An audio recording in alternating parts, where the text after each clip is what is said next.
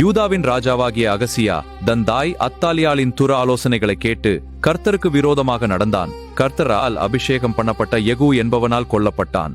தன் மகன் அகசியா இறந்து போனதைக் கண்ட அத்தாலியாள் துக்கப்படுவதற்கு பதிலாக யூதாவின் ராஜவம்சத்தார் அனைவரையும் கொன்று போட்டு சிம்மாசனத்தை அபகரித்து யூதாவின் அரசியாகிறாள். ராஜாவின் குமாரத்தியான யோசேபியாத் ஒரே ஒரு குழந்தையான யோவாஸ் என்பவனை களவாக எடுத்து கர்த்தருடைய ஆலயத்தில் 6 வருடங்கள் அத்தாலியாளின் கண்களுக்கு மறைத்து வளர்க்கிறாள். இஸ்ரவேல் மற்றும் யூதாவின் முழு சரித்திரத்திலும் சிம்மாசனத்தில் அமர்ந்து ஆட்சி செய்த ஒரே பெண் அத்தாலியாள் மட்டுமே.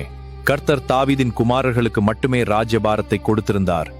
ஆனால் அத்தாலியாள் குறுக்கு வழியில் சிம்மாசனத்தை அபகரித்து 6 வருடங்கள் ஆட்சி செய்தாள். 7ஆம் வருஷத்தில் ஆசாரியனாகிய யோய்தா படைத்தலைவர்களையும் லேவியர்களையும் கூட்டி தேவாலயத்தில் வைத்து சிறுவன் யோவாசை ராஜாவாக அபிஷேகம் செய்கிறார். இதை கேள்விப்பட்டு ஓடி வந்த அத்தாலியாள் துரோகம் துரோகம் என்று கத்துகிறாள். அத்தாலியாளை தேவாலயத்திற்குள் கொல்லக்கூடாது என்று ஆசாரியன் கட்டளையிட்டான். அவள் குதிரைகள் அரமனைக்குள் பிரவேசிக்கும் வழியிலே கொல்லப்பட்டாள். அவள் தாய் யேசபேல் எப்படி குதிரைகளால் மிதிக்கப்பட்டு பரிதாபமாக இறந்தாளோ அப்படியே அத்தாலியாளின் முடிவும்.